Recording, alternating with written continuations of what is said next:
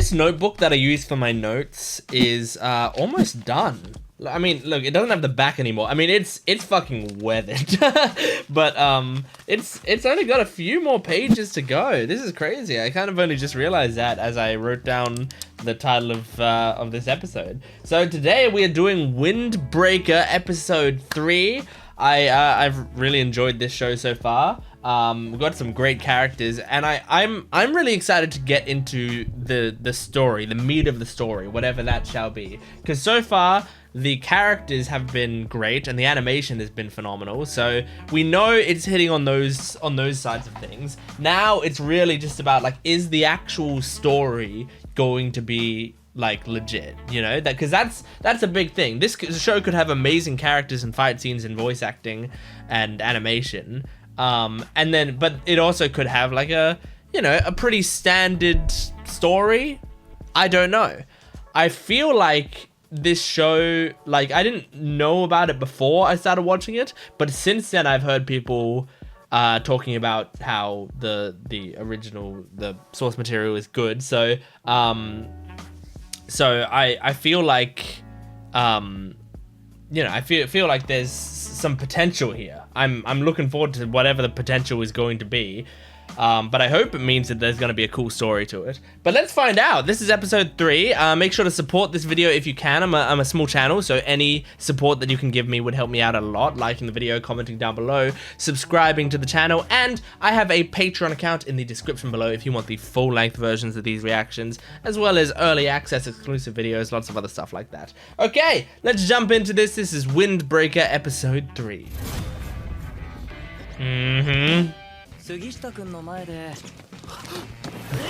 Oh shit. Okay. Oh, interesting. Okay. Whoa.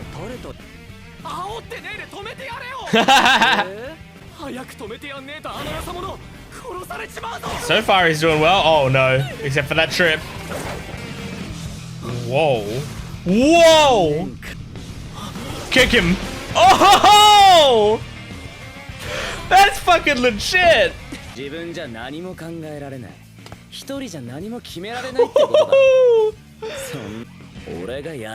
Sakura's fucking awesome, man. Fucking awesome. Oh my god. Oh, okay. It's being stopped. They fought enough.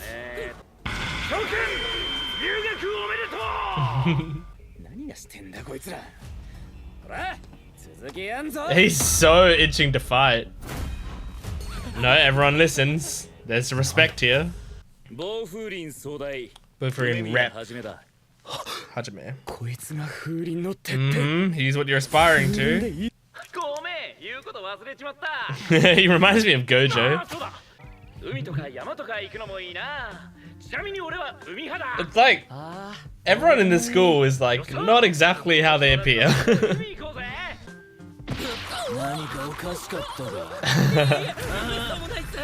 Huge fanboy.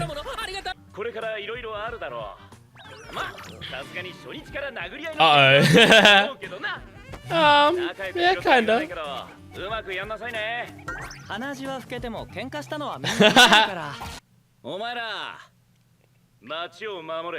Hell yeah. Yeah, everyone wants to protect the town. I like that. Everyone's here for good reasons, it seems like. He seems like a good guy, solid guy. Well, Sugishita, I can't say his name, would probably do it. Because who he looks up to wanted him to. Yeah. He's gonna force himself to get along with Sakura, I think. And it'll be great. No, he's gonna too slow you. Yeah. Kiss him. Oh, just a legit handshake? Nothing else? Yeah, of course. Doing the tight grip. Aww. They're all proud of you. This is such a cool group of people. Yeah, the town is intensely nice and accepting.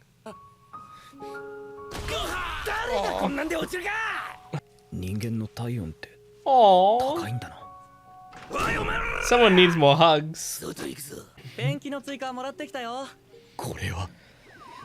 Just doing some painting. This isn't fighting.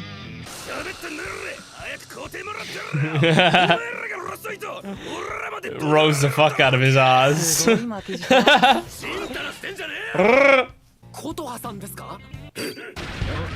Oh. Oh shit. Picking him up by the face and running is funny.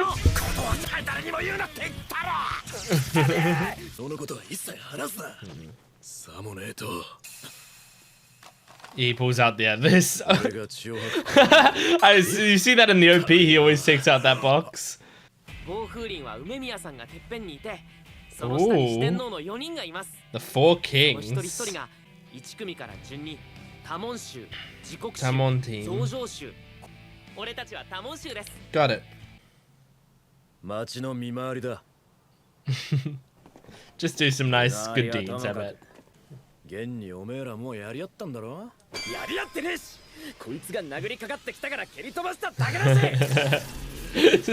Sakura is so hot-headed. That's what a patrol is. Yeah.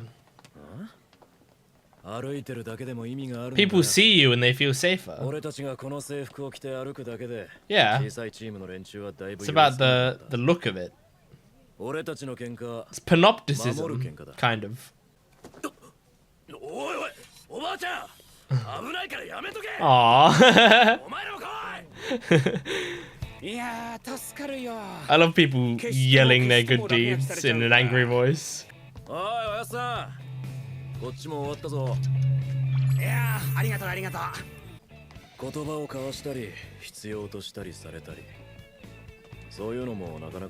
Oh my god, there's gonna be such a cute character arc for Sakura in this show, I think. I can't wait to see him soften up more and more.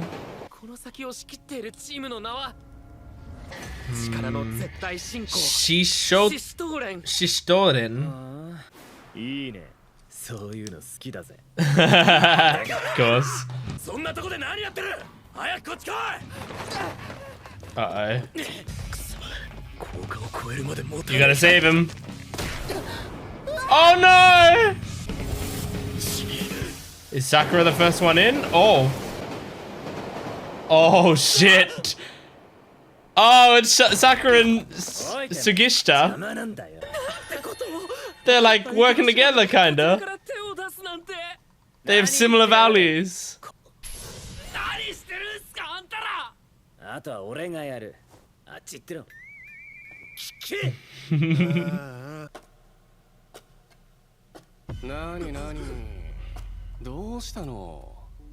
Oh shit, this guy's cool.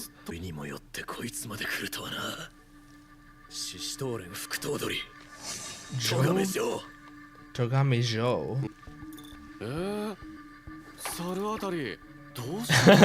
I like his voice actor.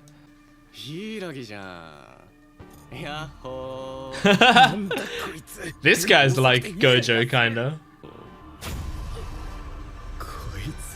Yeah. He's the most interesting character I think we've seen so far. I thought that would happen. He seemed like one of those types of guys. Shut my own men up. Oh. Oh shit. Oh my god.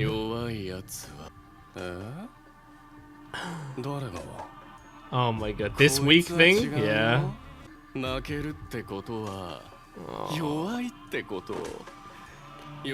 I kind of love this guy as a villain, honestly. He's got like a lot of charisma.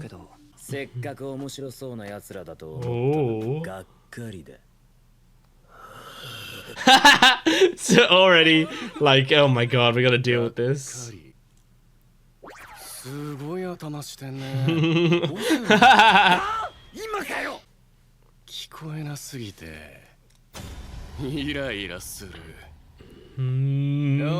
is intense. What's gonna happen? Are they gonna fight right now? Oh, in a more proper setting. What a cool setup for a character. I love him. Othello-kun. I loved that.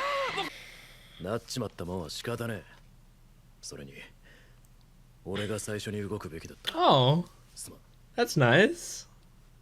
That's Hiragi, right? I really like Hiragi.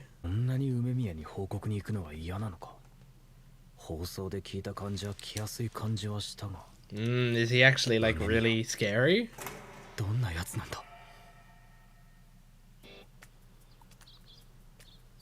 Okay, a hammock. You know you're in for a good time when there's a hammock.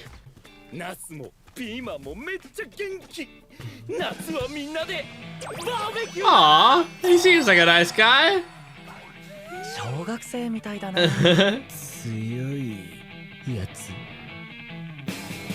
The man who stands at the top.